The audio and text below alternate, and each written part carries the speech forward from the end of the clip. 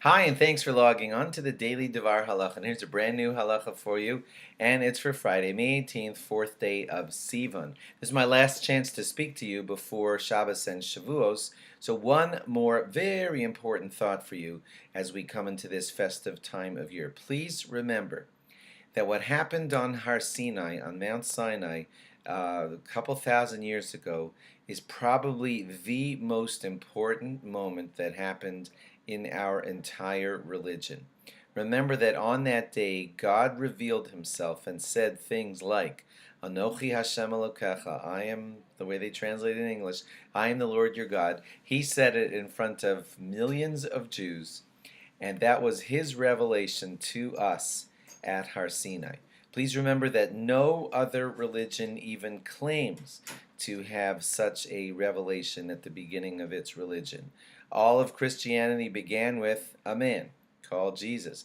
All of Islam began with a man called Mohammed. Now, it's true that Judaism had one prophet at the beginning, and his name was Moshe, but Moshe was not the one who spoke with us. God directly spoke with us, and millions of people witnessed it.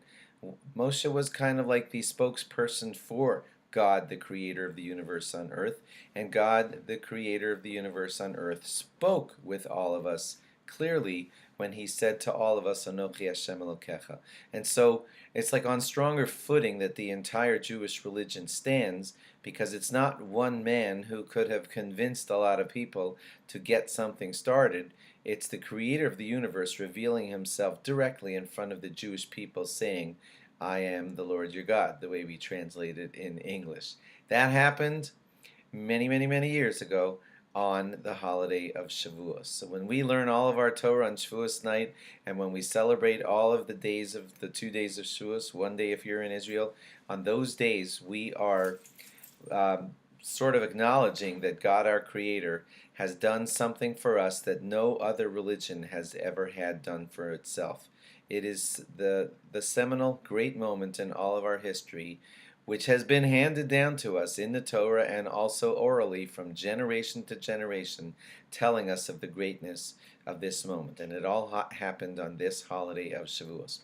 Remember, of course, that all day Shabbos, you're going to keep basically a regular Shabbos, and then immediately after Shabbos, go right into the holiday of Shavuos. The Kiddush that you will say on Matzah Shabbos on Saturday night will have in it Havdalah and Kiddush, because it's the end of Shabbos, and it's also the beginning of the holiday of Shavuos. Two candles will be held together to be used as the Havdalah candle on Saturday night, the end of Shabbos, which is the beginning of Shavuos. You're not allowed to blow out those candles. Then just put them back down after you held them together and recite, look in a good siddur to help you get through that Kiddush properly, but it'll have in it the regular Shavuos Kiddush plus an additional bracha for the Havdalah, Ma'orei Ha'esh, for the fire, and things like that. And of course, it'll have Shehecheyanu for the beginning of the wonderful holiday of Shavuos. For those of you outside of Israel, there'll be a second day of Yom Tov on Sunday night and Monday. And that second day of Yom Tov will again have a Kiddush that has Shehecheyanu in it. And then there'll be a Havdalah again at the end of the Yom Tov on, I want to get mixed up here, on Monday night when the holiday is over. And then hopefully after the holiday is over, I'll have a fresh halacha for you on the other side of Shabbos and 2 days of Shavuos. Meanwhile, I hope that you have a very good Shabbos, a very good Shavuos holiday, and that you learn lots of Torah and you re-experience the great moment of the Jewish people accepting the Torah directly from God. Millions of people witnessing that great moment. Have a great Shabbos and a great Shavuos. Bye-bye.